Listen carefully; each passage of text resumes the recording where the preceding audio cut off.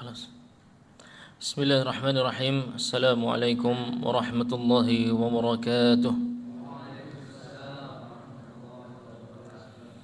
إن الحمد لله نحمده ونستعينه ونستغفره ونعوذ بالله من شرور أنفسنا وسيئات أعمالنا. من يهده الله فلا مضل له ومن يضلل فلا هادي له. وأشهد أن لا إله إلا الله وحده لا شريك له. وأشهد أن محمدا عبده ورسوله صلى الله عليه وعلى آله وأصحابه ومن تبعهم بإحسان إلى يوم الدين وسلم تسليما كثيرا. أما بعد. Masih itu banget, dengung banget ya. Segala puji hanya milik Allah Tabaraka wa Ta'ala yang dengan limpahan nikmat, taufik dan hidayahnya, alhamdulillah pada malam hari ini insyaallah Ta'ala kita akan melanjutkan mengenal fikih Islami yang mana tidaklah Allah Subhanahu wa Ta'ala diibadahi dengan sebaik-baiknya ibadah kecuali dengan mengetahui apa yang diperintahkan dan apa yang dilarang, apa yang wajib dan apa yang mustahab, kemudian apa yang makruh dan apa yang haram. Dengan mengetahui sunnah-sunnah di dalam ibadah kita atau yang makruhat yang sebaiknya dihindari dalam ibadah kita, maka berbeda antara seseorang yang menunaikan ibadah salat meskipun berada di masjid yang sama, meskipun menunaikan ibadah yang sama, meskipun dengan pakaian yang sama, akan tapi nilai pahalanya berbeda ya. Mereka takbiratul ihram bersama imam, rukuk bersama imam, sujud bersama imam, tapi tidak menentukan bahwasanya keduanya memiliki pahala yang sama di dalam salat mereka. Sampai mereka mengerti sunnah-sunnah di dalam salat dan juga hal-hal yang dilarang dilakukan di dalam salat. Maka dengan itu nanti akan sampai bahwasanya perkataan para ulama salaf mengenai mengangkat tangan ketika salat tepat pada waktunya ya. Termasuk juga posisinya ketika mengangkat tangan itu menentukan pahala salat seseorang ya. Dan banyak yang meremehkan ketika mengangkat tangan, tangannya tidak dibuka secara sempurna, tidak menghadap kiblat secara sempurna ya, atau mengangkatnya hanya setinggi perut saja dan lain sebagainya. Tentu berbeda ya, antara ibadah yang satu dengan yang lain, dan itu dibedakan dengan ilmu yang dimiliki oleh mereka berdua. Maka jamaah sekalian rahmati Allah Subhanahu wa taala, dengan ilmu seseorang akan meraih pahala yang setinggi-tingginya ya.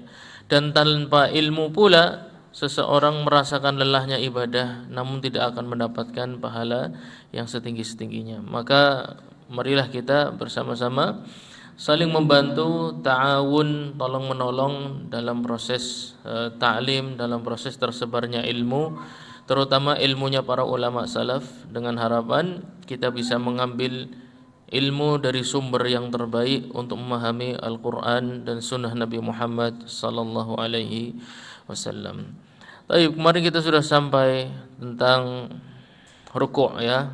Kita sudah sampai tentang rukuk, bahwasanya ada ukuran rukuk itu sah dan ada dikatakan sesuai dengan sunnah, seperti itu ya. Jadi jangan sampai ketika tidak sesuai dengan kita langsung kita hukumi salah. Dan ini banyak ya. Banyak saya saksikan flyer-flyer di medsos itu tersebar. Kalau gerakan seperti ini maka langsung dicentang merah ya, langsung disilang. Yang benar seperti ini. Ini hati-hati ya, salah dan benar itu ada ukurannya ya. Salah dalam ukurannya makruh atau haram ya. Benar pun ada ukurannya. Benarnya itu dalam ukuran wajib atau sunnah ya, enggak sesederhana itu. Banyak sekali flyer-flyer yang menyampaikan seperti itu. Cuma sekedar kakinya tidak rapat saja langsung disilang merah ya kan. Padahal itu tidak ada kaitannya dengan sah dan tidaknya salat. bahkan bawa dalil-dalil yang sangat menyeramkan, ya, dalil-dalil yang menyeramkan bahwasannya Allah berpaling dari orang-orang yang softnya bengkong dan lain sebagainya. Itu tidak ada hubungannya. Soft tidak rapat dan soft yang tidak lurus itu dua hal yang berbeda. Jadi jangan sampai kita karena terlalu bersemangat kemudian hal-hal yang pada asalnya tidak dihukumi haram oleh ulama salaf kita hukumi haram, ya. Dan itu sesuatu yang Al-Imam Malik rahimahullahu taala sangat hati-hati. Beliau tidak mungkin mengucapkan sesuatu dihukumi haram kecuali jelas di dalam ayat Al-Quran atau Sunnah Nabawiyah bahwasanya perbuatan tersebut haram. Jelas maksudnya yaitu lafadznya haram, ya, lafadznya jelas haram. Kalau lafadznya haram atau Allah melaknat dan lain sebagainya, itu baru Imam Malik berani mengatakan haram. Tapi kalau di zaman sekarang sangat cepat, ya, sangat cepat mengatakan haram atau sangat cepat tidak sesuai dengan sunnah. Oh, ini bahaya juga. Perkataan tidak sesuai dengan sunnah itu juga sangat berbahaya. Nanti juga akan sampai mengenai apa? Merapatkan. Ini kan sebentar lagi kita masuk sujud, ya, sudah ruku, i'tidal, kemudian sujud. Nanti ada juga ketika sujud di dalam Al-Mustaw'ib, ya, salah satu syarah dalam kitab Hanabilah.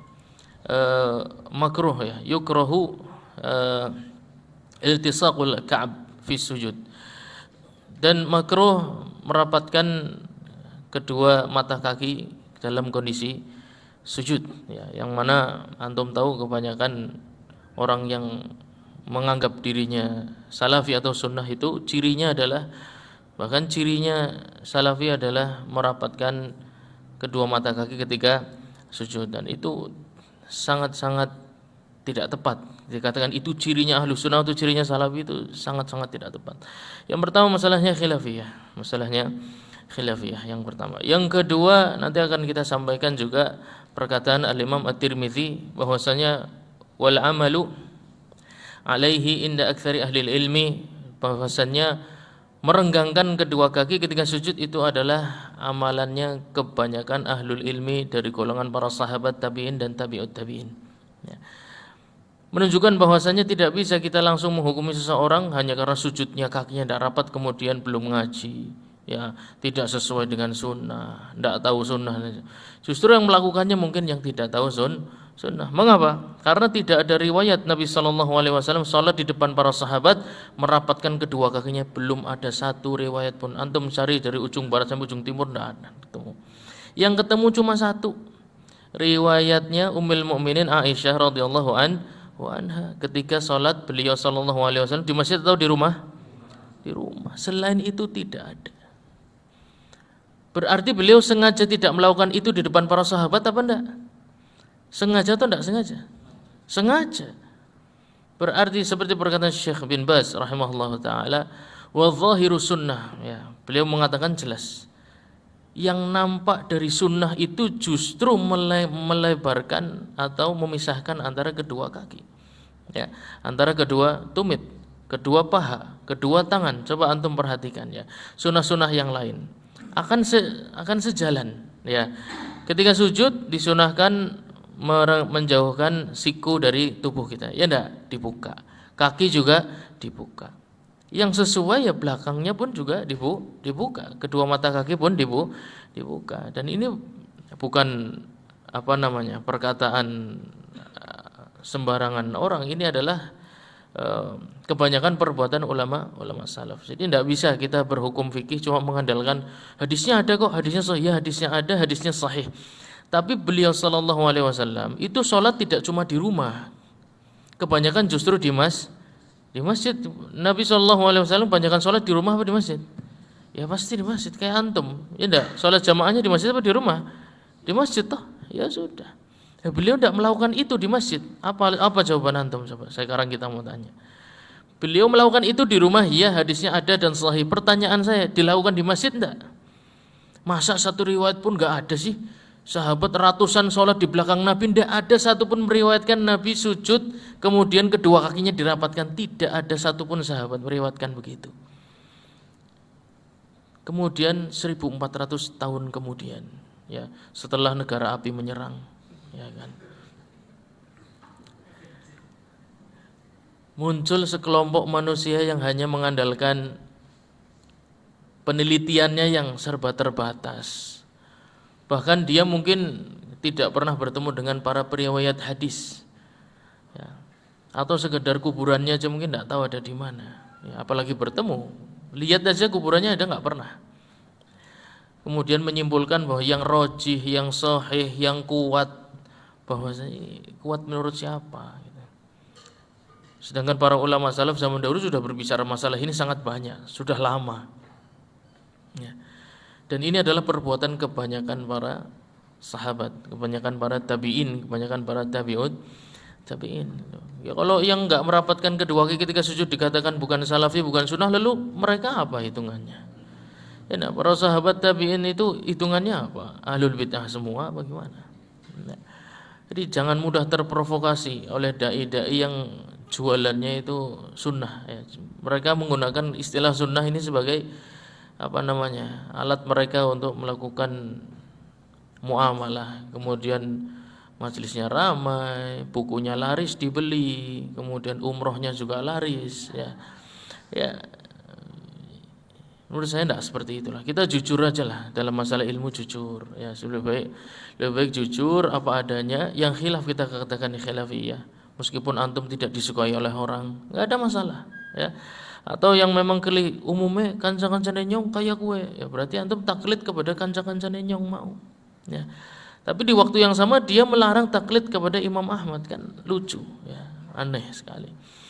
Itu beberapa contoh yang akan kita saksikan ke depan insyaallah taala, bagaimana banyak perbuatan-perbuatan para sahabat yang ternyata justru sesuai dengan pendapat yang dilemahkan oleh beberapa asatidzah, ya, beberapa ulama kibar, katanya ulama kibar, katanya nggak tahu, hafal Quran aja enggak, saya nggak tahu tuh, ya, tidak pernah terbukti mereka seorang hafidz kitab ini atau hafidz lil Quran, saya belum pernah menemukan buktinya. Oleh karena itu kami sadar diri, kami bukan seorang muhafidz lil Quran, kami bukan muhafidz lil hadis, ya. Oleh karena itu ngikut ulama yang sudah paten saja, yang penghafal Quran dan penghafal hadis, insyaallah lebih selamatnya. Thumma yarfa'u ra'sahu wa yadayhi. Kemudian setelah ruku sudah selesai, ya. Kemarin sudah ada contoh, ada relawan juga, bahwasanya kepalanya sejajar dengan punggungnya, ya. Jangan sampai terlalu turun dan juga terlalu naik. Saya menemukan jadi ketika sujud dia mencoba tetap melihat kepada arah tempat sujud ketika dia berdiri, ya enggak? Kebanyakan kan seperti itu, ya, sujud. Jadi hadis mengenai melihat ke arah tempat sujud ini pada asalnya di seluruh kondisi sholat, pada asalnya seluruh kondisi sholat, kecuali yang memberatkan, memberatkan. Contohnya apa? Contohnya ruku, ya, contohnya ruku. Kalau antum ruku, ya, kemudian antum melihat lurus, ya, sejajar kepala dan punggung, kemudian mata lurus, itu tidak berada di tempat antum sujud, ya. Kalau antum memaksa lihat ke sana, maka kepalanya harus diang. Nah, ini malah justru menyelisihi sunnah, menyelisihi sifat yang disampaikan oleh Ummul Mukminin Aisyah radhiyallahu anha. Seperti sujud, antum sujud bisa nggak lihat tempat antum sujud? Antum kondisi sujud nih, ya, kepalanya nempel, itu bisa nggak lihat tempat antum sujud? Peteng, coba aja. Peteng dedet, masa kita disuruh lihat tempat yang peteng dedet? Ya, tidak bisa. Beberapa ulama memberikan rukhsah, ada yang supaya mudah lihat hidungnya sendiri, ada juga yang supaya mudah lihat kakinya sendiri, karena matanya lurusnya ke arah belakang ketika sujudnya, ada lebih mudah melihat kaki. Jadi pada asalnya seluruh gerakan salat itu mata melihat arah tempat sujud, kecuali yang sulit, maka tidak perlu dipaksakan. Tidak perlu ruku itu sengaja kepalanya didongakkan, tetap lihat ke arah tempat sujud. Itu justru menyelisihi sifat yang diriwayatkan oleh Ummul Mukminin Aisyah radhiyallahu anha tentang bagaimana rukuknya Nabi Muhammad sallallahu alaihi wasallam. Setelah ruku, ya, membaca subhana rabbiyal azim, ya, subhana rabbiyal azim. Apa hukumnya wa bihamdihi? Kemarin kita sudah sampaikan. Apa hukumnya wa bihamdihi? Tambahan makruh, ada yang mengatakan juga afdolnya tidak dilakukan. Padahal apa? Padahal riwayatnya sahih, ya, riwayatnya sahih. Kan tapi, ya, sangat sedikit, riwayatnya sangat sedikit dan tidak diamalkan oleh para ulama ulama salaf. Sama nanti seperti antum perhatikan doa di antara dua sujud, ya, duduk di antara dua sujud. Nanti antum akan sampaikan bahwa Imam Ahmad dan banyak ulama salaf itu termasuk yang menguatkan hanya doa Rabbighfirli, Rabbighfirli, Rabbighfirli. Tapi kalau mau ditambah boleh. Tapi yang paling afdal justru yang itu. Ya, cuma itu saja ya. Rabbighfirli, Rabbighfirli, Rabbighfirli sampai berapa? Tiga kali. Mengapa? Ya karena itu perbuatannya para ulama salaf. Ya. Jadi itu Imam Ahmad, Imam Syafi'i, Abu Hanifah, Imam Malik itu memiliki ilmu yang enggak mungkin dimiliki oleh ulama zaman sekarang. Yaitu apa? Menyaksikan amal perbuatan ulama salaf. Itu yang enggak bisa dilakukan meskipun antum kuliah di UIM, meskipun antum kuliah di Ummul Qura, meskipun antum di kuliah Jamiatul Qasim, tidak akan bisa. Meskipun antum profesor, doktor, ustadz, terus apa lagi? Haji, Kiai Haji, orang bakal bisa menemui ilmu yang satu ini. Apa? Menyaksikan amalannya ulama salaf. Dan itu kelebihan kitab hadis yang ditulis oleh Al-Imam At-Tirmidzi. Nah, kebanyakan kita itu fokusnya hanya Sahih Bukhari, Sahih Muslim. Ya enggak? Al-Imam At-Tirmidzi itu punya kelebihan yang jauh di atas sahih-sahih yang lainnya. Mengapa? Al-Imam At-Tirmidzi menambahkan di belakangnya komentar. Ya, kebanyakan komentarnya wa alaihi aktsaru amali ahli ilmi. Biasanya begitu. Beliau kadang meriwayatkan sebuah hadis, kemudian mengomentari hadisnya apa? Gharib, yaitu jalur riwayatnya cuma satu, sedikit ya. Tapi beliau menambahkan komentar di akhir, ini adalah amalan kebanyakan ulama salaf. Ulama salaf sebelum beliau siapa? Tabi'ut tabi'in, para sahabat ya. Itu yang enggak antum akan temukan di kitab sahih yang lain. Nah, maka sungguh menunjukkan kelemahan ilmu seseorang berfikih hanya mengandalkan Bukhari dan Muslim. Saya yakin orang tersebut lemah dalam fikih. Ketika seorang berfikih cuma mengandalkan dua kitab, Bukhari dan Muslim, percayalah orang tersebut lemah secara fikih. Mengapa? Pertama, dia berarti tidak mau merujuk amal perbuatannya para ulama salaf. Terus buat apa bermanhaj salaf? Ya enggak, bermanhaj salaf adalah mengikuti mereka, mengikuti generasi yang terbaik ya. Apalagi tidak pernah membuka musannaf Abdul Razzaq, Ibnu Abi Syaibah, itu sudah jelas. Yang model seperti itu cuma andalannya dua, Bukhari, Muslimnya sudah. Beliau kemungkinan sangat lemah dalam fikih, Mengapa? Imam Bukhari sendiri tidak mengumpulkan dalam sahihnya seluruh permasalahan. Buktinya beliau menulis kitab lain judulnya Adabul Mufrad, betul enggak? Ya, hadis Adabul Mufrad dan Sahih Bukhari itu beda. Kalau antum mencukupkan dengan Sahih Bukhari saja, antum berarti melepaskan ilmu yang sangat banyak dari Imam Bukhari dalam kitab Adab Al-Mufrad. Imam Bukhari saja bikin sampai 2, 3, 4, 5 karya, 6, 7, sangat banyak karya beliau. Jadi tidak mungkin berfikih cuma mengandalkan satu kitab itu, sangat tidak mungkin dan tidak pernah dilakukan oleh para fuqaha. Tidak ada satu fuqaha pun yang dalam berfikih cuma mengandalkan kitab Bukhari dan Muslim. Kalau di zaman ini ada, ketahuilah berarti dia termasuk orang yang sangat lemah dalam berfikih. Ya. Bukan berarti kitabnya lemah, tidak, kitabnya sangat kuat. Ya, kitabnya sangat kuat, tapi belum bisa disimpulkan dari hanya dua kitab tersebut. Harus merujuk kepada kitab-kitab yang lain. Contohnya tadi Jami' At-Tirmidzi, kitabnya Al-Imam At-Tirmidzi. Itu sangat penting dalam berfikih, sangat penting saya katakan. Kalau ada orang meninggalkan kitab tersebut dalam berfikih, menunjukkan dia orang yang sangat lemah dalam fikih. Tayyib, thumma yarfa'u ra'sahu wa yadayhi. Ya, setelah ruku, i'tidal dari ruku ya, i'tidal dari ruku. I'tidal itu dari kata adl ya, meluruskan kembali ya. Jadi i'tidal itu nanti ada dua. Ya, dari sujud juga ada i'tidal, berarti duduk ya, lurus. Kalau dari rukuk i'tidalnya berarti berdiri. I'tidal itu pada asalnya antum tidak lurus kemudian jadi lurus ya, lurus kembali. Kemudian meluruskan kembali tubuhnya dan mengangkat kedua tangannya. Dan kita sudah sampaikan ya, termasuk hadis yang dikuatkan oleh Al-Imam Ahmad dan dipilih oleh beliau, adalah dalam salat mengangkat tangan itu jumlahnya ada berapa kali? Ada 3 kali. Yang pertama, pasti takbiratul ihram. Pertama sudah jelas, pasti nggak ada yang lain.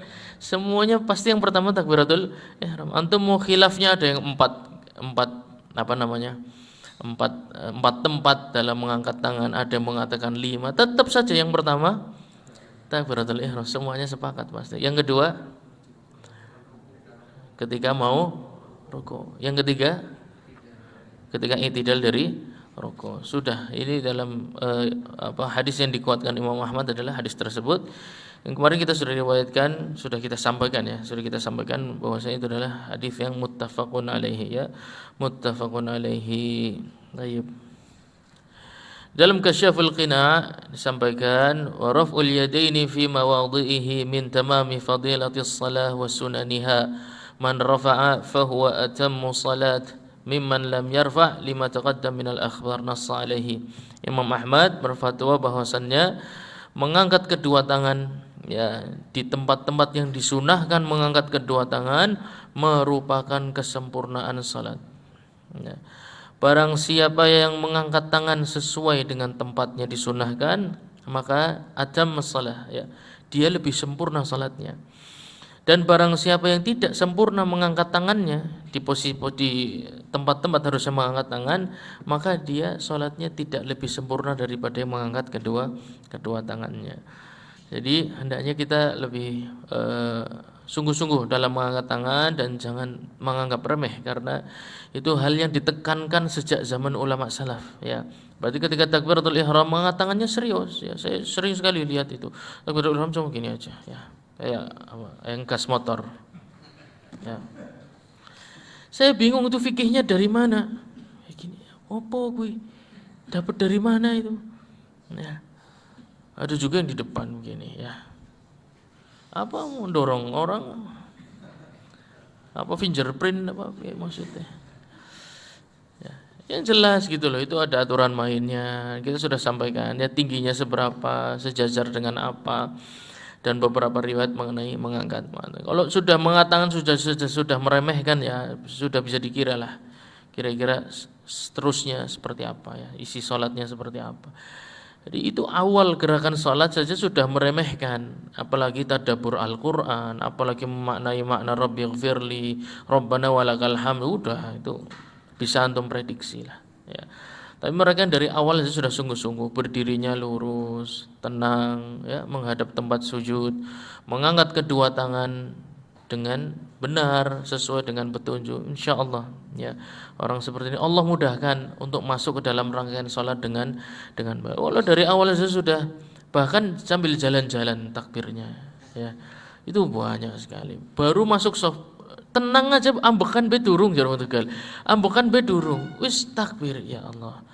Tenang dulu gitu loh, masuk soft, tenang dulu, angkat kedua tangan, ndak usah khawatir, masjidnya orang digusur, orang pindah kok. Iya, sholat jamaah insya Allah tetap ada, jangan khawatir. Iya, belum sampai loh, sudah gini duluan. Ini banyak, antum coba cek aja, masih banyak, masih jalan, belum sampai tempat yang dia inginkan, tangannya udah ancang-ancang. Ya nggak tahu saya, ini orang kayak gini hatinya ada di mana ketika sholat, ya ndak.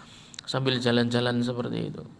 Allahu a'lam bagaimana kondisi dan kualitas niatnya itu seperti apa.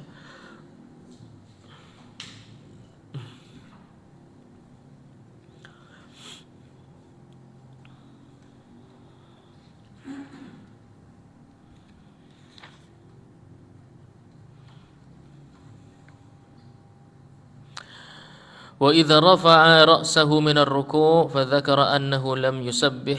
Naam. Ketika rukuk tadi kan disyariatkan baca subhana rabbiyal azim. Ketika rukuk ya, baca subhana rabbiyal azim.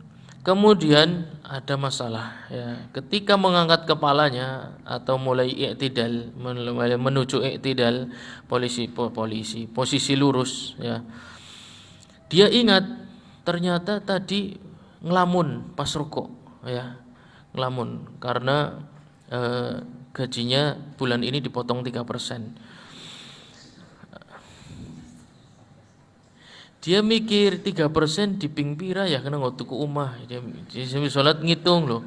3% dikali 52 bulan dikali berapa tahun? Tahun pira yang duwe omah ya. Akhirnya kelalen kan. Terus kemudian iktidal menuju posisi lurus. Dia ingat ternyata tadi belum sempat membaca tasbih, ya belum sempat membaca tasbih. Lam ya'ud ila ruku' idza dzakarahu ba'da i'tidalihi. Jadi ada dua kondisi orang ingat. Pertama dalam kondisi menuju i'tidal, ya. Kalau kondisinya menuju i'tidal, maka dia sebaiknya kembali lagi. Sebaiknya kembali lagi. Tapi kalau dia sudah lurus i'tidal baru ingat, maka tidak boleh kembali lagi. Kalau kembali lagi sholatnya batal. Ya, kenapa? Hah? Berapa? Yang nambah gerakan? Gerakan apa yang ditambah? Rukuknya jadi 2 kali. Ya, 1 rakaat rukuknya 2 kali. Ya, sholat apa? Sholat gerhana. Ya mungkin niatnya dirubah jadi sholat gerhana kamu.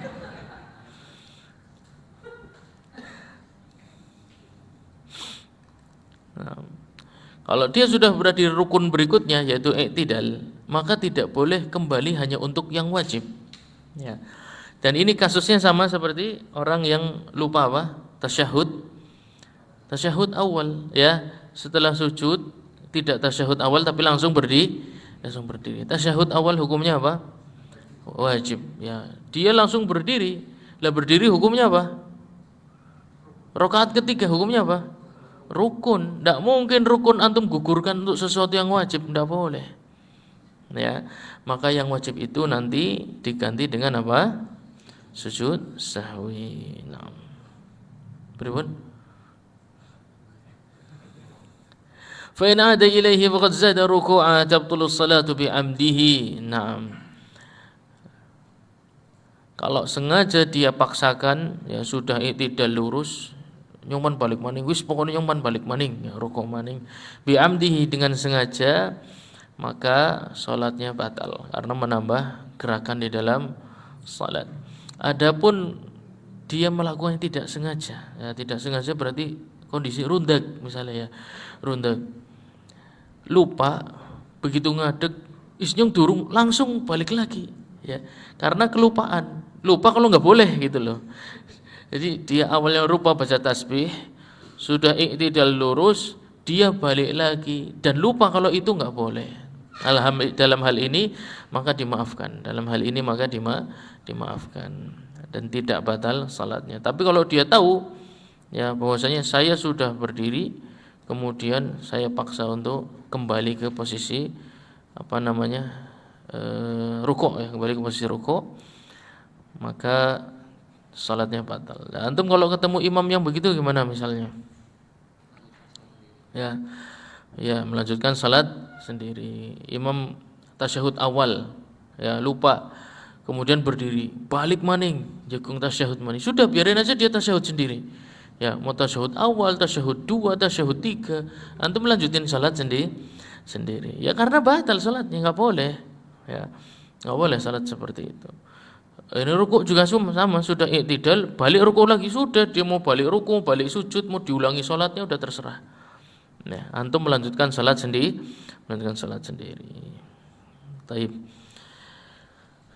Ketika dalam posisi rukuk menuju i'tidal, ya diwajibkan bagi imam dan munfarid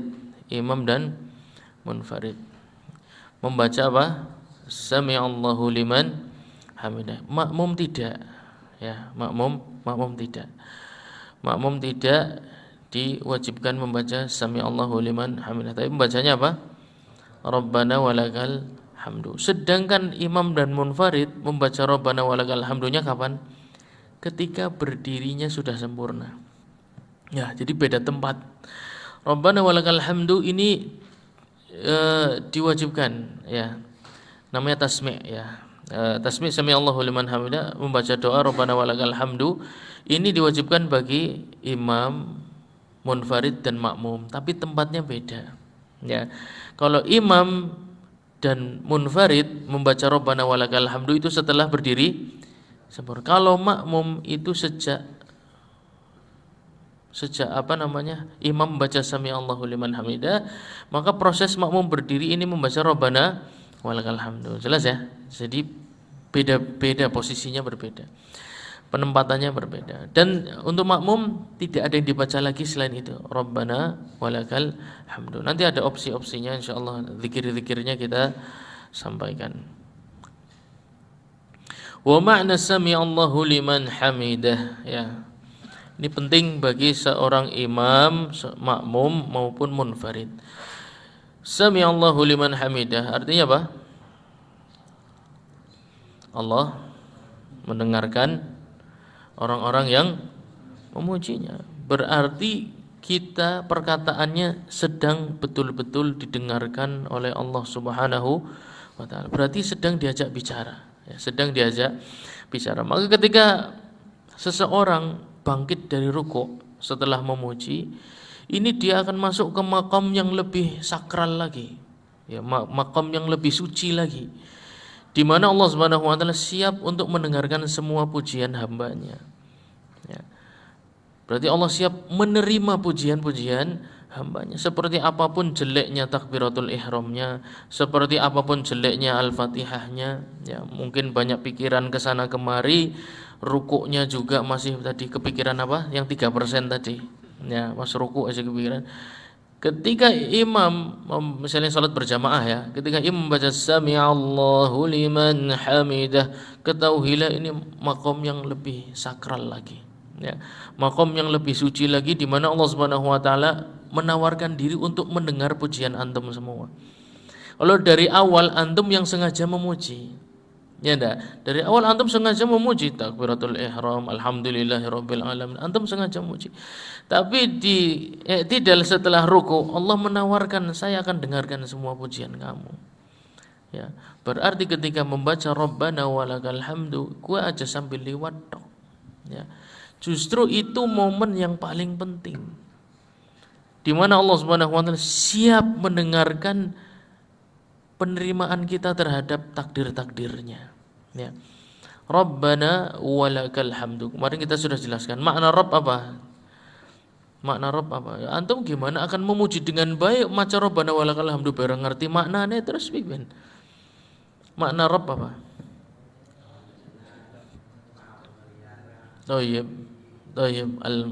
Naam, sahih. Makna Rabb itu tidak lepas dari 3 makna. Al-mulk, yaitu memiliki, ya.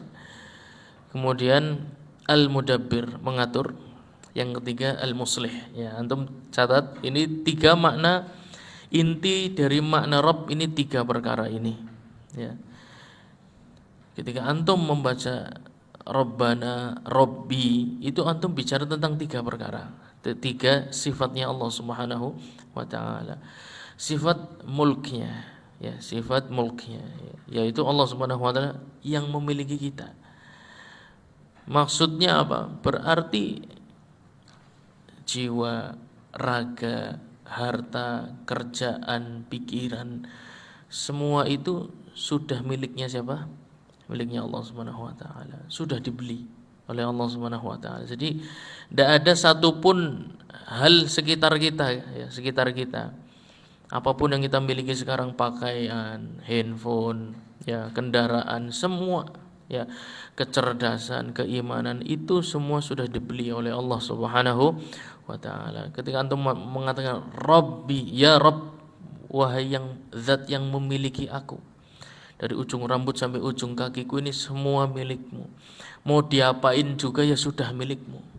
Mau diuji dengan ujian seberat apapun, ya aku ini milikmu. Saya ini milikmu ya Allah, ya Rabb, ya. Al-mulk, kita bicara tentang kepemilikannya Allah Subhanahu wa ta'ala, kerajaannya Allah Subhanahu wa ta'ala. Kemudian al-mudabbir. Nah, ketika antum bicara tentang Rabb, antum bicara tentang sifat Allah Subhanahu wa ta'ala yang mengatur segala urusanku. di usia antum sekarang yang masih muda, belum tentu antum nanti ketika usianya sudah bertambah kondisinya masih sama, belum tentu. Ya. Jadi jangan khawatirlah di usia-usia mungkin kita sedang merintis usaha, ya. Jangan khawatir, suatu hari Allah Subhanahu wa taala akan tampakkan hasilnya. Aduh, usia-usia antum sekarang sedang menghafal Quran, kayaknya berat, ya. Jangan khawatir, suatu hari akan Allah tampakkan hasilnya. Atau di usia antum sekarang belajar tahsin tilawah Quran, sulit, suatu hari akan Allah tampakkan hasilnya. Allah Subhanahu wa taala Maha mengatur segala urusan hamba. Siapa yang menyangka, ya, seorang anak kecil karo kakange diakali, ditakali, dicemplungna apa? Sumur, coba. Siapa yang menyangka ternyata anak ini akan menjadi seorang nabi, akan menjadi pemimpin negeri yang mengatur dunia. Siapa yang menyangka? Enggak. Wallahu latifum bima yasha. Allah itu sangat lembut rencananya, ndak mungkin antum paham wis percuma. Iya, anggar paham konangan kabeh berarti sing rob sapa? Iya ndak? Justru kesempurnaan sifat rububiyahnya Allah Subhanahu wa taala Anda tidak tahu rencananya. Kalau Anda tahu semua rencana Allah Subhanahu wa taala, yang rob siapa berarti? Iya kan? Jadi jangan mencoba menerka-nerka keputusan-keputusan Allah Subhanahu wa taala bahwa saya menginginkan keburukan untuk saya, ini musibah. Jangan khawatir. Ya. Segala sesuatu yang Allah berikan kepada hamba-hambanya yang wal aqibatu lil muttaqin, ya, janji Allah itu untuk orang-orang yang bertakwa itu akhir yang indah, wis itu janji. Akhirnya pasti indah. Ya syaratnya itu tadi, sabar dalam proses bertakwa itu sabar, ya. Wal aqibatu lil muttaqin, akibah itu hasil akhir yang indah itu untuk orang-orang yang bertakwa. Prosesnya berat, ya prosesnya berat memang. Nah, tapi insyaallah kisah Nabi Yusuf antum tahu bagaimana berkali-kali mengalami ujian yang sendiri, beliau sendiri, ya. Beliau mengalami ujian itu sendiri, tidak ada sahabat, tidak ada saudara. Semuanya punya misi masing-masing. Beliau sendiri diuji Allah Subhanahu wa taala sendirian. Ya.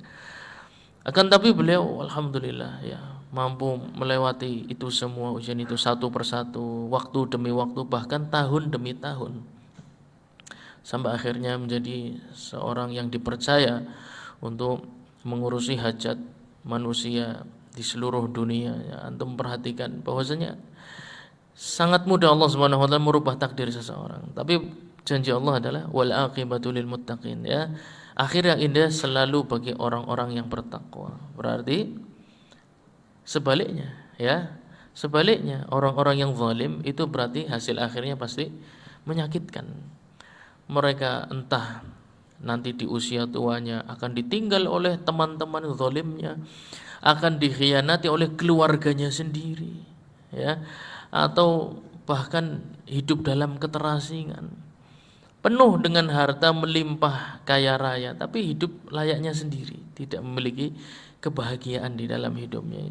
Jadi orang-orang yang zalim sebaliknya, ya, hasil akhirnya pasti mengenaskan, meskipun di mata manusia kayaknya dia hidup bergelimang harta, pasti hidupnya akan berakhir dengan tragis, baik di dunia maupun di akhirat. Tinggal menunggu waktu saja. Pasti itu janji Allah Subhanahu wa taala. Jadi ketika kita bicara makna Rabb, ya, antum berbicara makna Rabb, jadi antum harus tahu konsepnya dulu. Allah mengatur ini untuk orang zalim dan orang bertakwa ini hasil akhirnya pasti berbeda. Jadi jangan pengen menjadi orang zalim tuh, jangan pengen.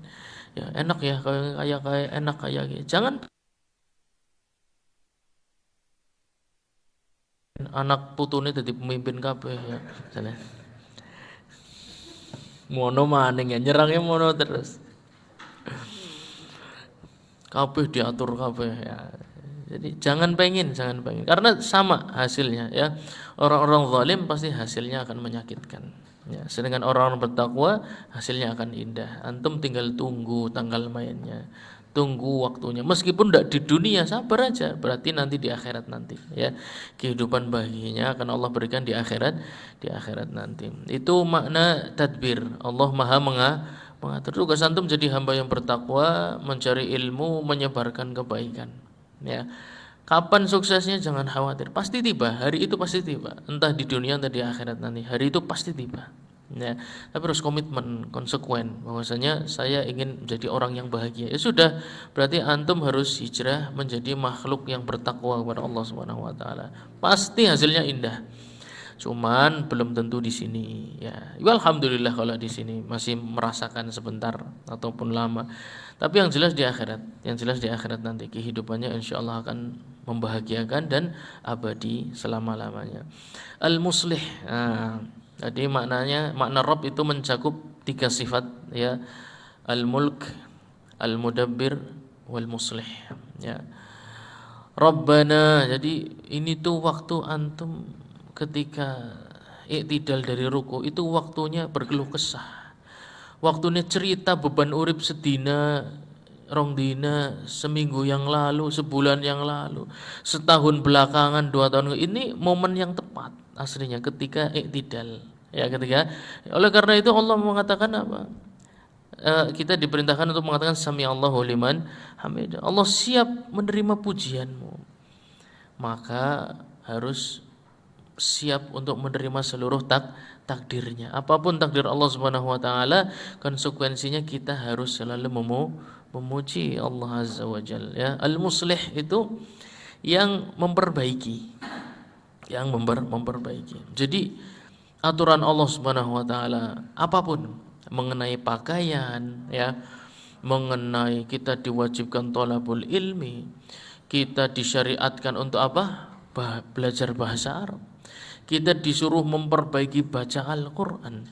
Kita disuruh berbakti kepada orang tua. Kita dilarang berzina. Kita dilarang mencuri ya. Kita dilarang ini, dilarang itu, banyak sekali. Ketahuilah itu semua untuk memperbaiki kehidupan kita sendiri. Oleh karena itu sifat berkatnya Rabb al-muslih. Apapun aturan Allah Subhanahu wa taala tujuannya akan kembali kepada kita. Itu sifat ketika mengatakan ya Rabb atau Rabbana ya, atau mengatakan Allahumma, itu resikonya adalah mengakui aturan Allah itu akan memperbaiki hidupku. Aku siap mengikuti yang engkau perintahkan, yang engkau wajibkan, yang engkau sunnahkan, dan aku siap meninggalkan yang engkau makruhkan atau yang engkau haramkan ya, karena aturanmu itu insyaallah baik untukku. Itu makna Rabb ya. Maka ketika bangkit dari ruku itu, saya tekankan sekali lagi, itu momen yang sangat dekat dengan Allah Subhanahu wa taala, di mana Allah siap menerima pujian kita. Makanya ketika mengatakan Rabbana itu hadirkan tadi ya. Rabbana berarti ya segala musibahku ini semua seizinmu sudah engkau atur sedemikian rupa, dan segala syariatmu insyaallah baik untukku ya. Rabbana sudah pasrah semua. Kalau orang mengatakan Rabb itu sudah pasrah semuanya. Saya tidak punya apa-apa ya, semua musibahku ini ya ujian darimu atau kebanyakan karena banyaknya dosaku, dan engkau yang memiliki aku. Aku sekarang saat ini sholat sedang kembali kepadamu, meminta bantuanmu, meminta belas kasihmu, meminta kasih sayangmu, meminta keutamaan darimu, supaya hidupku ini lebih mudah, supaya hidupku ini lebih dekat denganmu, tidak mudah tergoda dengan yang haram, tidak mudah tertipu dengan perhiasan dunia. Itu Rabb. Jadi ketika membaca Rabbana walakal hamd itu antum datangkan makna Rabb yang 3 tadi paling tidak ya. Insyaallah berbeda. Salat antum insyaallah berbeda. Karena memang momen itu momen yang ketika Allah sedang ingin mendengar pujian kita. Sami Allahu liman hamidah. Allah mendengarkan hamba-hambanya yang sedang memuji. Allah menunggu kita memuji. Lisan kita memuji cuma dengan mulut, hatinya tidak memuji, tidak sempurna. Allah tahu yang di sing omon-omon saja ya, yang hatinya juga ikut memuji, tahu betul ya. Kemudian nggih, Pak. Sahih. Nah, sahih.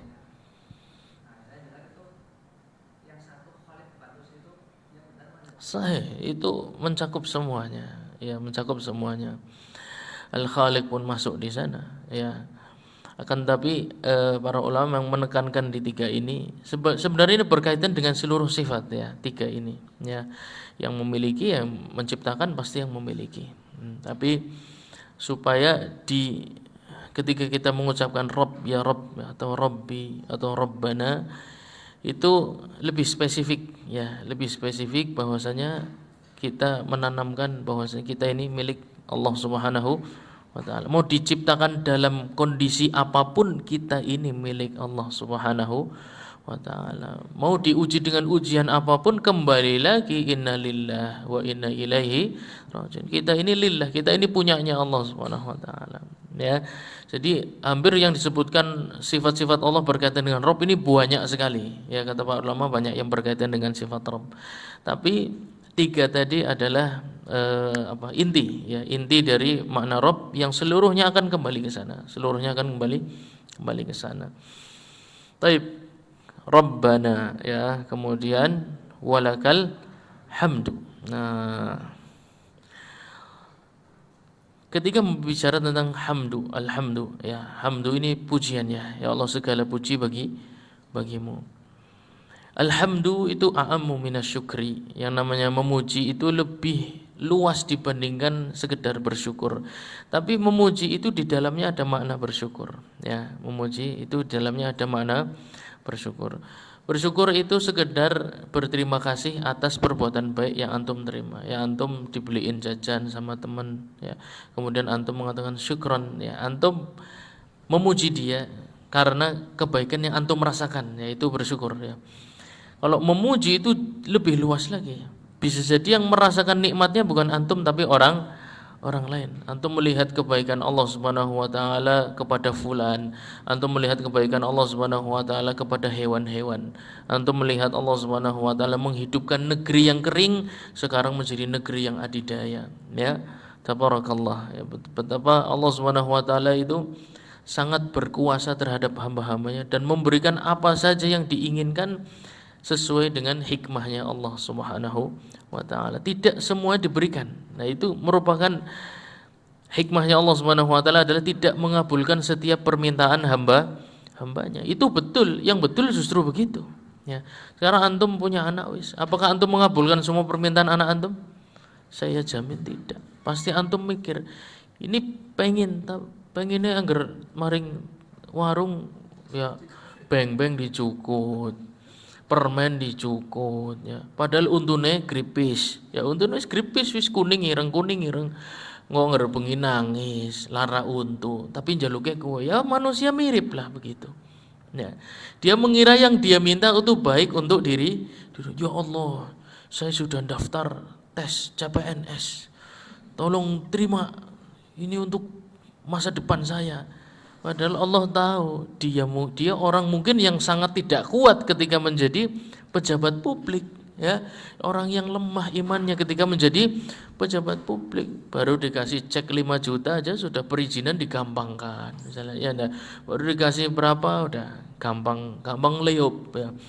Maka tidak Allah mudahkan ke sana. Atau mungkin ya Allah aku sudah daftar fakultas kedokteran, tolong terima aku ingin menyembuhkan orang banyak. Iya, dia pengennya menyembuhkan orang banyak. Ternyata Allah lebih tahu orang ini kalau jadi dokter nanti sombong ya, kemudian materialistis, wayai visit ke pasien kejet-kejet esi pingpong, esi dolanan tenis, esi minton. Ya akeh nemen gue. Kalau antum tahu banyak sekali. Jadwalnya belum visit, iya sedang ini masih di lapangan tenis kan, sing nang rumah sakit wis jebule dipur tenis dok ya yang.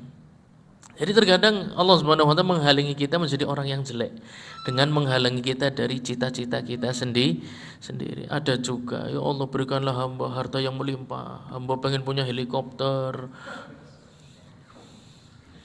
remote apa udah remote, helikopter remote ya. Pengen beli mobil Ferrari gampang, cuman Allah kasihan kalau dikabulkan ya.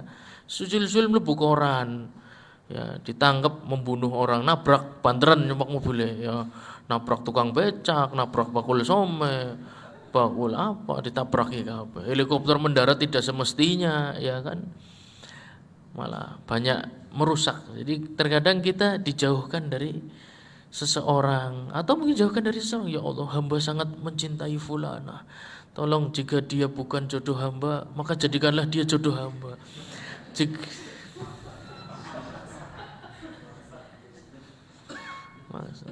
Wis donga kaya kowe ora dikabulna, tetep ora dikabulna. Dongane kaya kowe tetep ora dikabulna. Ternyata Allah lebih tahu. Kalau ternyata kamu berjodoh dengan dia, bendina ribut, ora bakal cocok. Tapi kan kita marane lagi seneng ya kan? Oh lagi seneng ya katone kabeh. Ya apik kabeh. Sebulan kemudian wis mulai ya kan, konangan kabeh ya kan. Jadi jangan terlalu memaksakan sebuah takdir. Terkadang yang Allah Subhanahu wa taala takdirkan untuk kita, ya itulah al-muslih ya. Justru kita sedang diperbaiki kondisinya. Kelihatannya sedang mengalami masalah, kelihatannya sedang mengalami masalah pekerjaannya ya atau rumah tangganya mengalami kemunduran dan lain sebagainya atau harus berpisah dan lain sebagainya. Kelihatannya sedang mengalami masalah, tapi ternyata sedang Allah selamatkan dari sesuatu yang jauh lebih buruk lagi. Kalau dilanjutkan tidak akan baik buat kamu, mengganggu proses belajar kamu, keimanan kamu, ibadah kamu, ketakwaan kamu, semuanya hancur berantakan. Terkadang Allah dengan cara menghalangi kita dari apa yang kita mimpikan dan apa yang kita citakan. Jadi memuji Allah Subhanahu wa taala itu tidak selalu melulu tentang karena kita sudah dikasih apa, belum tentu. Ya, terkadang juga kita sudah dihalangi dari apa. Ya, wis jaluk ora dingain, alhamdulillah ala kulli hal, insyaallah yang terbaik ya. Jadi ketika i'tidal bangkit dari ruku itu momen antum refleksi ya. Seumur hidup ini ada doa apa saja yang belum dikabulkan, berarti itu yang terbaik, alhamdulillah. Engkau tidak mengabulkanku doa yang ini ya. Atau antum melihat kebaikan Allah Subhanahu wa taala ke dalam kehidupan antum. Alhamdulillah saya sudah diberikan nikmat ini. Ya. Sudah diatur hidupku sampai sekarang, gemuk-gemuk ya. Sebentar lagi kurban lagi. Ya. Masyaallah tabarakallah ya. Sampai merasakan hijrah. Kalau antum tidak dapat masalah, mungkin antum tidak pernah mengenal hijrah. Ya tidak mengenal dakwah, tidak mengenal talabul ilmi, bernikmat-nikmat dengan seluruh cita-cita yang antum idamkan dari kecil. Tapi begitu menghadapi masalah kepentok, kemudian akhirnya mengambil jalan taubat, mengambil jalan talabul ilmi, mencari kebenaran, mendekat kepada Allah Subhanahu wa taala. Insyaallah Allah Subhanahu wa taala sangat berhak untuk dipuji atas seluruh takdirnya ya. Qadarihi antum minabi qadarihi khairihi wa syarrihi ya, antum diperintahkan dalam masalah rukun iman beriman kepada Allah terhadap qadarnya yang baik dan yang buruk di mata manusia maksudnya, tapi seluruh takdir Allah sebenarnya adalah yang baik seperti itu. Tayyib.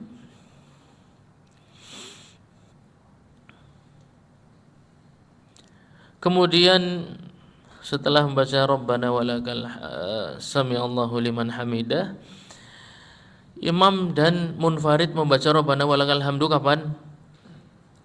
Ketika sudah lurus. Adapun makmum kapan? Ketika menuju ya, ketika menuju. Makmum tidak membaca lagi kecuali itu. Nah, imam dan munfarid. Al-Imam Ahmad menyukai jika ada tambahan setelah membaca Rabbana walakal hamdu, ditambahi apa? Mil as-samawati wa mil al-ardi wa mil ma syi'ta min syai'in ba'du ya. Tambahan itu tidak dibaca bagi makmum ya, itu hanya imam dan munfarid. Adapun makmum maka tidak.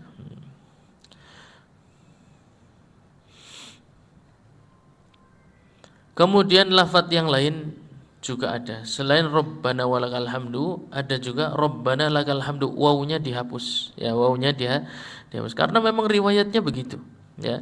Riwayat hadisnya ada yang Rabbana walakal hamdu, ada yang Rabbana lakal hamdu. Yang lebih, dua-duanya sahih ya, dua-duanya riwayat yang sahih. Tapi kata Imam Ahmad yang lebih afdol itu riwayat Rabbana walakal hamdu. Kemudian sebaliknya, riwayat yang lain tidak pakai Rabbana tapi Allahumma, yang menggunakan Allahumma Rabbana lakal hamdu. Kalau tadi Rabbana lakal hamdu, ini tambahin Allahumma, tambahin depannya Allah, Allahumma. Kalau lafaz Allahumma itu yang afdal Allahumma Rabbana lakal hamdu, tidak pakai waw. Ya. Tapi riwayatnya juga ada Allahumma Rabbana walakal hamdu. Jadi kalau depannya ada Allahumma, riwayat yang afdal tidak pakai waw.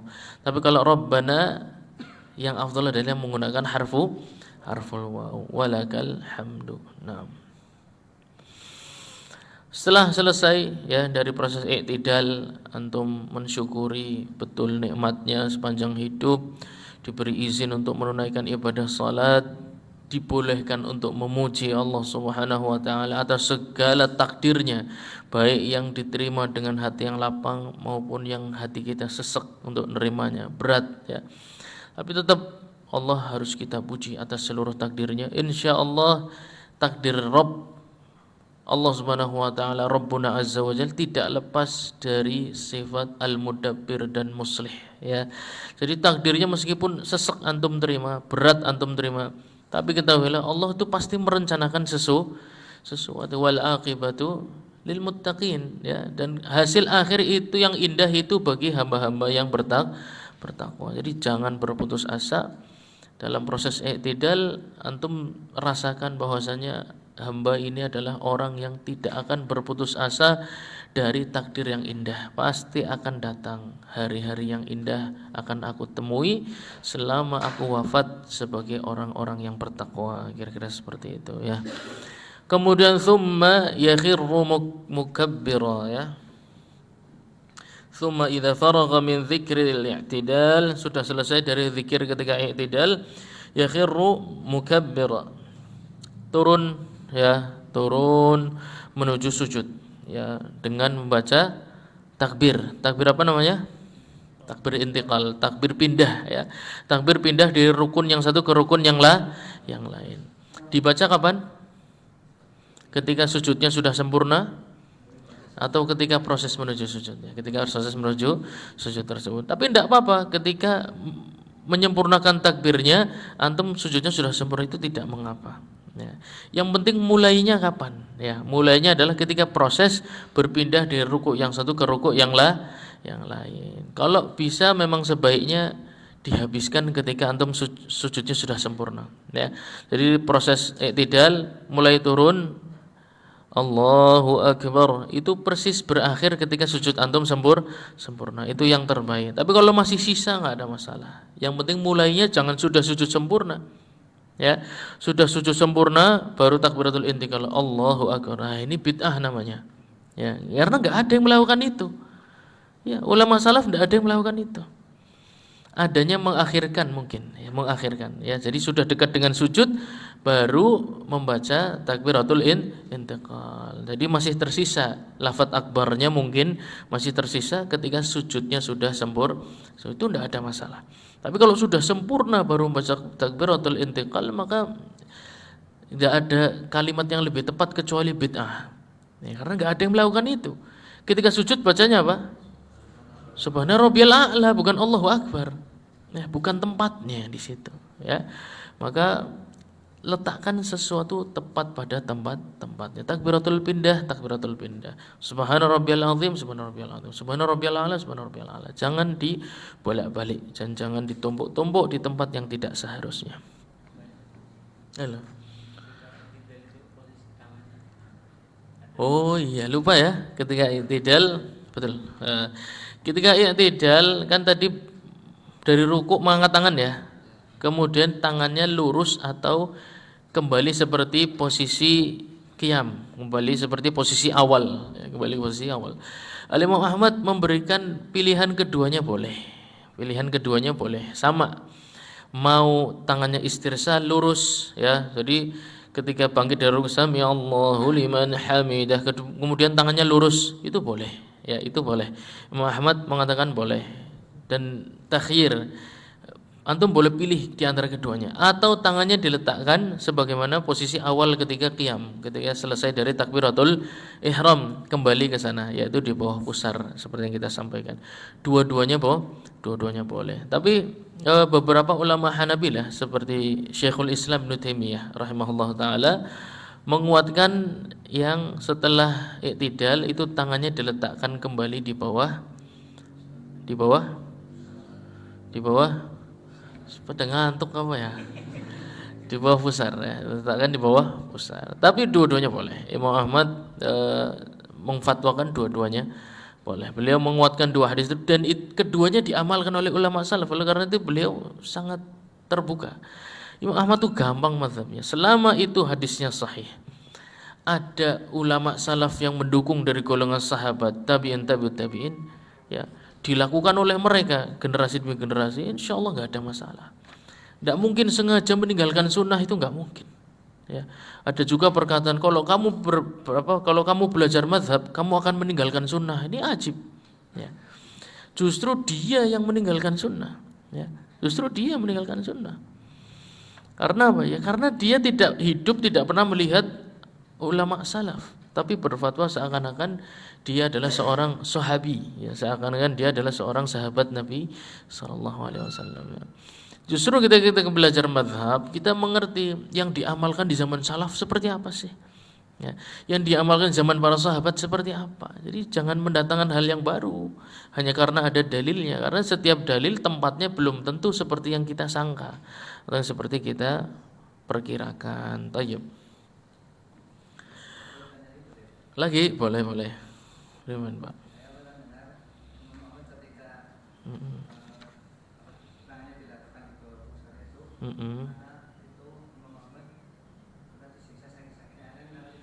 Oh gitu.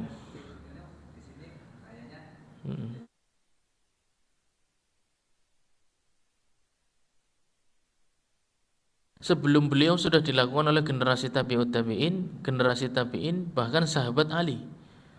Ya, jadi perbuatan itu bukan perbuatannya Imam Ahmad. Imam Ahmad tidak mungkin melakukan perbuatan baru, itu nggak mungkin. Ya, tidak ada dalam sejarah Imam Ahmad melakukan sunnahnya Ahmad, itu nggak ada. Ahmad tidak memiliki hak untuk mengatakan perbuatan ini sunnah, itu nggak ada. Adanya sunnahnya para sahabat. Ya, kemudian kebiasaannya para tabi'in dan tabi'ut tabi'in. Ya, meletakkan tangan di bawah pusar ini merupakan amalan ulama salaf dari golongan sahabat, tabi'in dan tabi'ut tabi'in, dan kebanyakan dari mereka.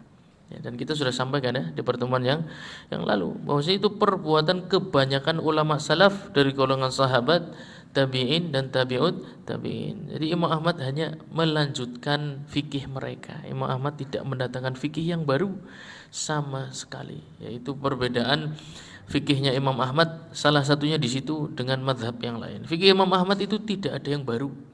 Semuanya sumbernya dari sahabat, semuanya sumbernya pertama tentu dari Nabi Muhammad SAW, atau dari sahabat, atau dari tabi'in, atau dari tabi'ut tabi'in. Ya, jadi kalau ada yang menyangkakan karena Imam Ahmad perutnya sakit karena habis disiksa, ya boleh-boleh saja, tapi perkataan itu sangat tidak tepat. Ya, perkataan itu sangat tidak tepat karena beliau melakukan itu bahkan sebelum disiksa. Ya, dan itu yang difatwakan beliau kepada manusia, bahwasanya meletakkan tangan di bawah pusar itu merupakan sunnahnya para sahabat, seperti itu. Hadisnya sudah pernah kita sampaikan. Ya. Tayyib, sama mana tadi? Wala yarfa'u yadayhi. Adapun menuju sujud berarti mengangkat tangan atau tidak? Tidak ya, menuju sujud tidak mengangkat tangan, cuma ada 3, gampang. Sajidan ala sab'ati a'dha'in, ya. Sujud itu ada 7 anggota tubuh yang harus menempel, ya. 7 anggota tubuh yang harus menempel. Rijlaihi, ya, kedua kakinya. Rukbataihi, kedua lututnya. Kemudian yadaihi, kedua tangannya. Kemudian apa tulisannya apa? Gari diwaca kok. Orang tes iki gari maca tok. Gari maca. Jabhatahu ma anfihi, ya, jabhatahu ma anfihi, yaitu dahinya beserta dengan hidungnya, karena ini satu bagian. Jadi kedua kaki, kedua lutut, ya enggak, kedua tangan. Tadi bilangnya ada berapa? Yang satu wajah. Wajah itu maksudnya adalah dahi dan hidung. Dan tidak boleh salah satunya, harus keduanya. Keduanya wajib untuk menyentuh tempat sujud. Lah sing irunge ora pati ya anu seperti yang ngomong. Tetap nempel ya, tetap nempel walaupun hidung antum tidak terlalu maju. Tetap nempel ke arah tempat sujud. Itu hebatnya Islam. Islam itu agama untuk semua. Baik yang hidungnya mancung maupun yang tidak mancung. Sama. Yang tidak mancung ada temannya, tenang aja, enggak apa-apa. Labas. Liqaul Ibnu Abbasin, yang menjadi masalah dalam permasalahan ini adalah yang akan kita sebutkan nanti, urutan ketika sujud, ya. Kaki dulu atau tangan dulu. Nah, itu adalah fikih yang banyak dibicarakan. Janganlah kamu la wala yabruk burukal ba'ir. Janganlah kamu menderum, katanya menderum, ya. Seperti menderumnya unta. Hadis itu yang meriwayatkan Imam Ahmad loh, ya. Hadisnya meriwayatkan Imam Ahmad, tapi beliau tidak mengambil fikihnya. Oh, ajib ya, Masya Allah, ajib. Karena apa? Karena riwayat yang satunya lebih sahih, ya. Riwayat yang satunya lebih sahih.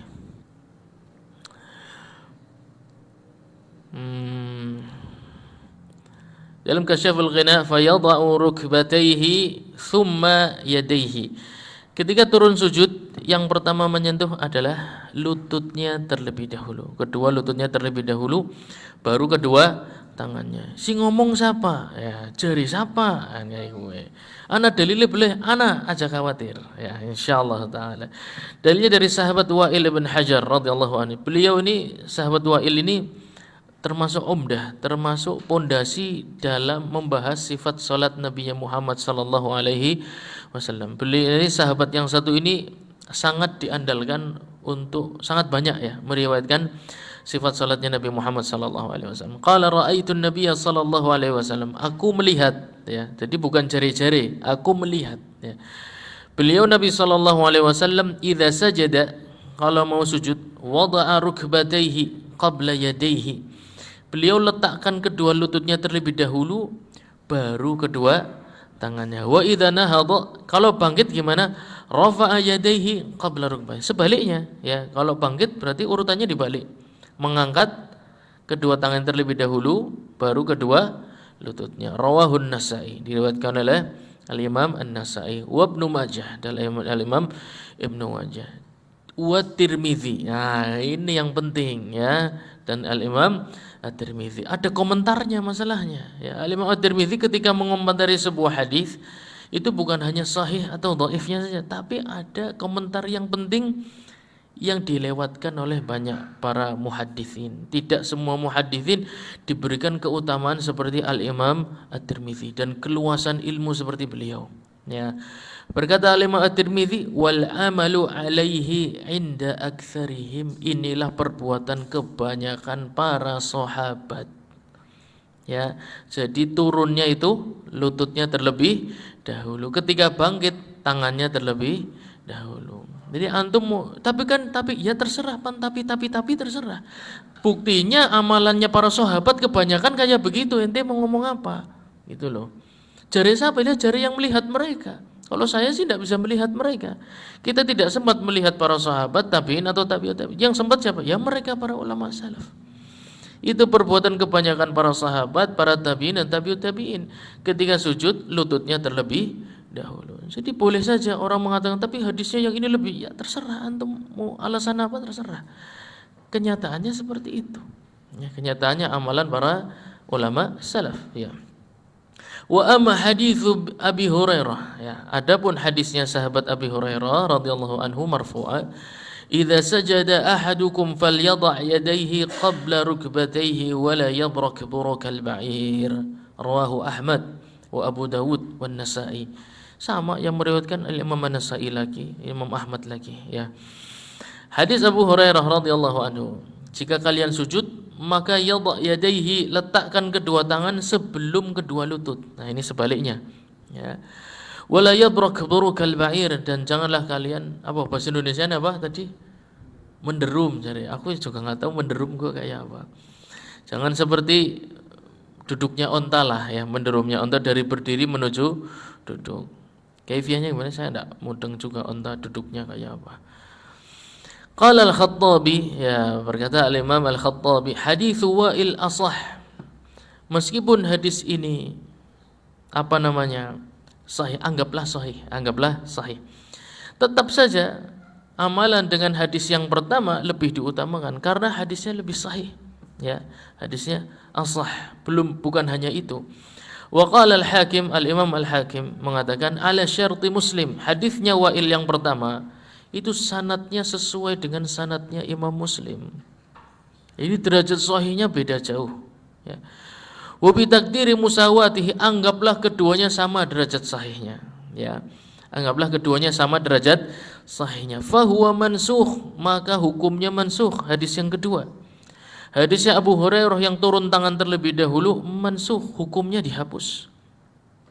Lima rawa Ibnu Khuzaimah, ya, berdasarkan sebuah athar dari Al-Imam Ibnu Khuzaimah an Abi Sa'idin, ya, dari sahabat Abi Sa'id Al-Khudri, qala kunna nadha'ul yadaini, radhiyallahu anhu berkata, dahulu kami meletakkan kedua tangan sebelum lutut ketika sujud. Fa amarna Rasulullah sallallahu alaihi wasallam biwad'ir rukbataini qabla yadaini. Kemudian kami diperintah untuk ketika turun sujud agar meletakkan kedua lutut terlebih dahulu sebelum kedua tangan. Jadi enggak heran ada dua hadis tersebut. Karena apa? Karena ada proses nasakh dan mansukh, ya, proses nasikh dan mansukh. Jadi dahulu awalnya memang tangan terlebih dahulu. Kemudian hadisnya mansukh dan nasikhnya adalah beliau sallallahu alaihi wasallam memerintahkan agar lututnya yang turun terlebih dahulu. Tidak heran para sahabat kebanyakan mengamalkan hadis yang meletakkan lutut terlebih dahulu. Dan enggak heran juga ada sahabat yang tidak mengerti hadis mansukh tersebut. Karena tidak semua sahabat memiliki keilmuan yang sama, ya enggak? Ada sahabat yang hadisnya lebih banyak, ada yang lebih sedikit. Jadi sangat dimungkinkan sahabat memiliki amalan yang berbeda, tapi pasti ada satu yang lebih sahih. Ya, ada satu yang lebih sahih. Dalam hal ini kekuatannya bukan hanya nasakh dan mansukh saja. Pertama, sanadnya lebih sahih. Ya, yang meletakkan kedua lutut terlebih dahulu. Kemudian kata Imam Al-Hakim yang beliau penulis kitab Al-Mustadrak, ya. Hadis yang menyebutkan meletakkan kedua lutut terlebih dahulu ini ala syarti Muslim, ya. Penyusunan sanadnya ini kelasnya atau tingkat tingkat validasinya ini seperti sahih Muslim, ya, seperti periwayatannya Imam Muslim. Yang ketiga tadi yaitu hadis yang meletakkan kedua lutut terlebih dahulu sebelum tangan itu nasikh, menghapuskan hukum yang sebelumnya yang meletakkan kedua tangan terlebih dahulu. Tapi ada tapinya. Riwayat Ibnu Khuzaimah yang mengatakan bahwasannya nasakh, ya, bahwasannya nasakh, ya, hukumnya mansukh, yang meletakkan tangan terlebih dahulu sebelum lutut, ini hadisnya mansukh. Ini riwayat ini banyak dibicarakan oleh para ulama. Termasuk yang melemahkan adalah Al-Imam Ibnu Ma'in dan Al-Imam Al-Bukhari, ya. Mereka berdua termasuk ulama yang melemahkan riwayat Ibnu Khuzaimah ini. Tapi bukan berarti tidak ada yang menguatkan, ya, khilafiyah, ya. Kesahihan hadisnya Ibnu Khuzaimah yang menunjukkan nasakh ini khilafiyah, anggaplah dhaif. Masih ada bahwasanya pernyataan Imam Tirmidzi ini adalah perbuatan kebanyakan sahabat tabi'in dan tabi'in. Jadi penguatnya sangat banyak untuk ketika sujud turun dengan lutut terlebih dahulu. Dan saya menemukan juga ada gerakan yang aneh juga. Kalau tangan terlebih dahulu, ya, tangan terlebih dahulu, lututnya turun, kemudian tangannya geser, Pak. Ya, itu iya, turun tangannya geser. Saya pengen tanya itu tangan geser dapat dari riwayatnya siapa itu? Iya, karena hampir rata semua yang satu majelis dengan dia model sujudnya begitu semua. Gitu loh. Yaitu menggeser tangan maju ke depan. Ini saya nggak tahu itu ada riwayatnya atau tidak. Kalau khilafiyah tangan dulu kita terima, ya nggak ada masalah ya, karena itu permasalahan khilafiyah. Antum mau turun tangan dulu, bagi kami nggak ada masalah, itu khilafiyah. Tapi turun tangan dulu, lutut kemudian tangannya geser, lah itu kayak gerakan yang sudah di SOP kan gitu loh, sudah di SOP kan. Lah itu harus ada riwayatnya juga dong, harus adil ya. Kalau memang mau ngambil riwayat tangan dulu, menggeser kedua tangannya agak ke depan. Aku melihat Nabi SAW ketika sholat turun tangan dulu, kemudian kedua lutut, kemudian tangannya digeser ke depan gitu loh. Saya mencari riwayat itu belum pernah ketemu. Ya. Jadi bolehlah kalau ada yang memilih riwayat yang mengutamakan tangan terlebih dahulu, tidak ada masalah. Tapi jangan nambahin gerakan yang baru, gitu. Jangan menambahkan gerakan yang baru. Itu berkaitan dengan kedua tangan ketika sujud ya.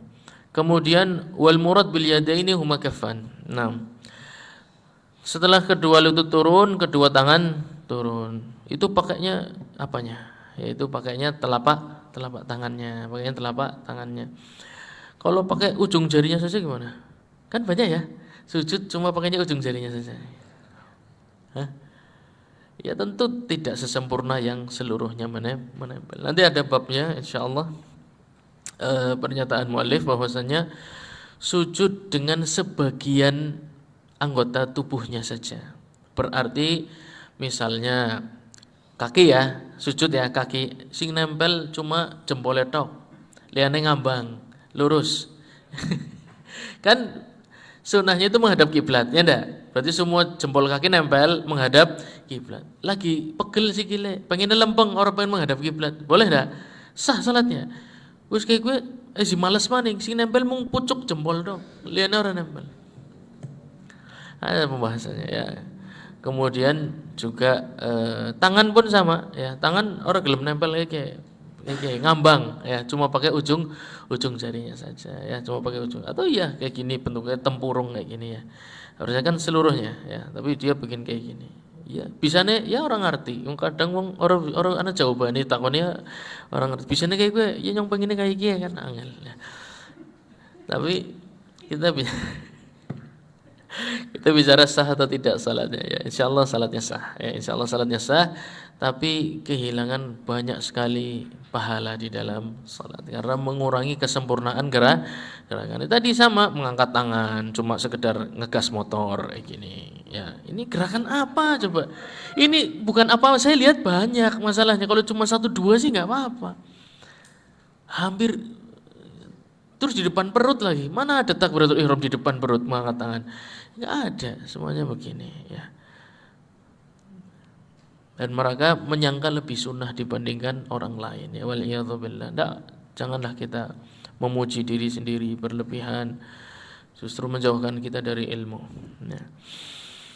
Wa yakunu ala atrafi asabi' rijlaihi. Nah, kalau kaki tadi kita bicara tangan ya, sekarang kaki. Kaki itu sunnahnya memang menggunakan jari, betul, menggunakan jari. Kemudian jarinya ini menghadap ke arah kiblat ya, berarti ditekuk. Dan jarinya ini dibuka, jari kaki ya, jari kaki dibuka. Kalau jari tangan ketika sujud nutup ya. Jari tangan ketika sujud nutup, kalau jari kaki dibuka. Ya karena banyaknya riwayat ya. Lima fi sahih anna Nabi sallallahu alaihi wasallam istaqbala bi atrafi rijlaihi al-qibla wa fi riwayatin wa fatakha asabi'a rijlaihi ayna sabaha. Nabi sallallahu alaihi wasallam ketika sujud jari-jari kakinya menghadap kiblat dan dibuka. Iya. Mau ada relawan. Wis kebengen kayaknya.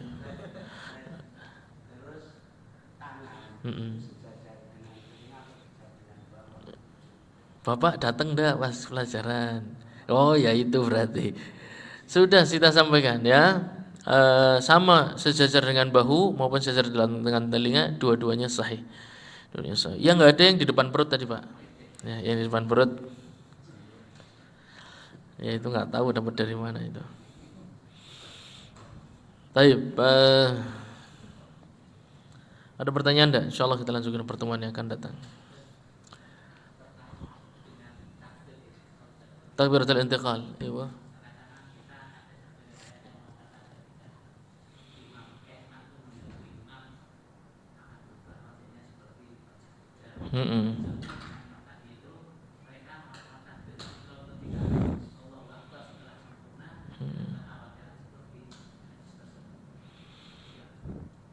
Iya, tetap saja nggak boleh berlebihan ya. Ya kekhawatiran itu betul, kekhawatiran itu betul. Mengakhirkan takbiratul intiqal nggak ada masalah.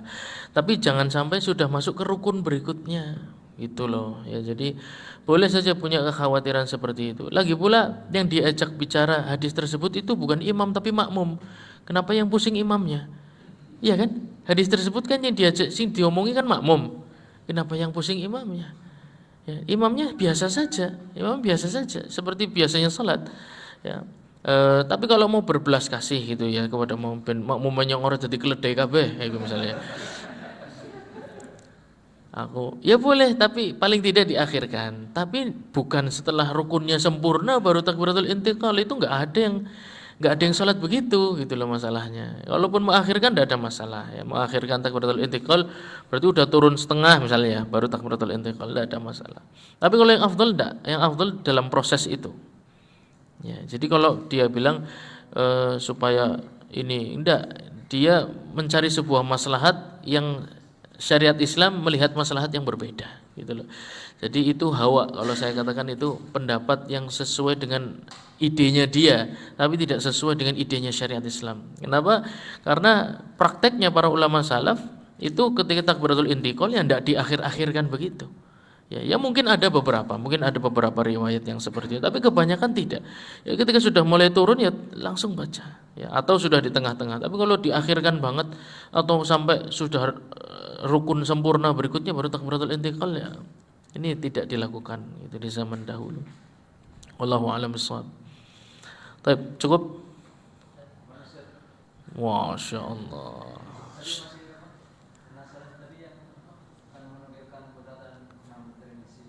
Ayo. Ayo.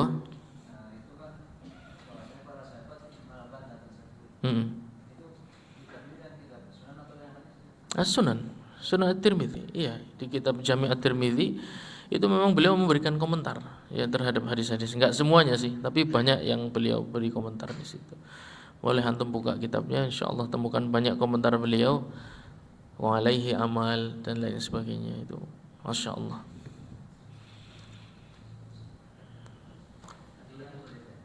Boleh Pak, bentar Pak, antri Pak.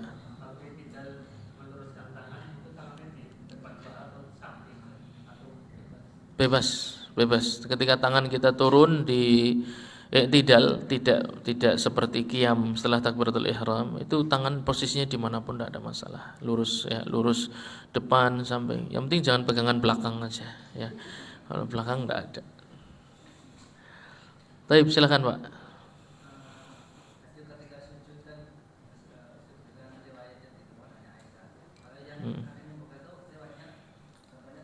Sangat banyak ya, itu justru riwayat yang kebanyakannya itu seperti disampaikan oleh Syekh bin Baz rahimahullah taala. Nanti coba saya cari riwayatnya, sangat banyak. Beliau menukil riwayat membuka kaki ya, membuka kaki atau tidak merapatkan kedua tumit, itu justru riwayat kebanyakan sahabat itu ya. Dan riwayatnya Ummul Mukminin Aisyah itu adapun riwayat menempelkan kedua mata kaki ketika sujud itu cuma satu riwayatnya, sebaliknya justru ya. Nanti kan kita coba cari riwayatnya, banyak sekali tapi tidak sempat saya nukilkan. Insyaallah banyak.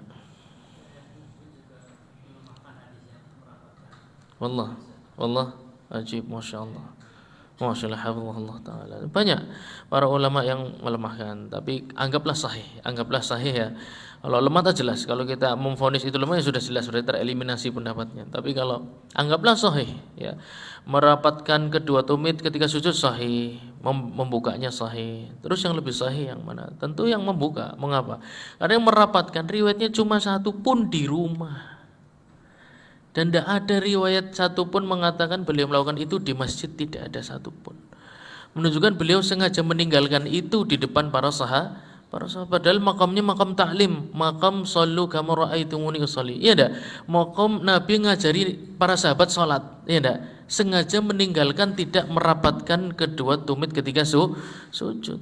Sengaja, padahal beliau bisa, buktinya di rumah bisa. Iya kan? Tapi di depan para sahabat sengaja tidak, berarti ada maksudnya. Berarti yang di rumah, kata para ulama, kalaupun hadisnya sahih, hadisnya Ummul Mukminin Aisyah radhiyallahu anha sahih, maka itu karena hajat. Karena beliau hajat, mungkin merasa malu agar supaya tertutup, ya, agar supaya tertutup. Karena pakaian kita di rumah kadang cuma gamis saja, ya kan, dalamnya bolong, plong, ya kan. Tapi kan beliau rasa malu di hadapan Allah tinggi, sehingga ketika sujud ditutup kakinya seperti itu. Tapi di depan para sahabat tidak pernah melakukan itu.